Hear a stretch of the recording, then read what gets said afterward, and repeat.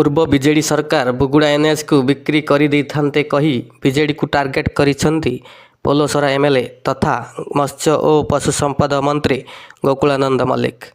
କହିଛନ୍ତି ପୂର୍ବ ବିଜେଡି ସରକାର ଓ ପୂର୍ବତନ ଏମ୍ଏଲ୍ଏ ବୁଗୁଡ଼ା ଏନ୍ଏସିର ସମସ୍ତ ଜମି କେଉଁ ଦଲାଲ ହାତକୁ ବିକ୍ରି କରିଦେଇଥାନ୍ତେ। ଏନ୍ଏସି ଚେୟାରମ୍ୟାନ୍ ଚିତ୍ରସେନ ବାବୁ ରକ୍ଷା କରିଦେଇଥିଲେ। ତହସିଲଦାର ଫଲ୍ସ ଜମି ବିକୁ ନାହାନ୍ତି। ତୁମେ ତ ଏଠି ଯାହା କରିଛ ଏନ୍ଏସ୍ ଟାକୁ ମଧ୍ୟ ବିକ୍ରି କରିଦେଇଥାନ୍ତେ। ଯାହା ହଉ ଏନ୍ଏସ୍ ଟା ରହିଯାଇଛି ଚିତ୍ର ଭାଇଙ୍କର ଦୟାରୁ। ଏଇ ଏନ୍ଏସ୍ ଟାକୁ ମଧ୍ୟ ବିକ୍ରି କରିଦେଇଥିଲେ, ତାକୁ ମଧ୍ୟ ବ୍ୟବସ୍ଥା କରୁଥିଲେ। ଆମେ ଏଇଟା କାହାକୁ ନା କାହାକୁ ଦେଇଦେବା, ଯେତେ ସରକାରୀ ଜମି ଅଛି ଜାଗା ଅଛି।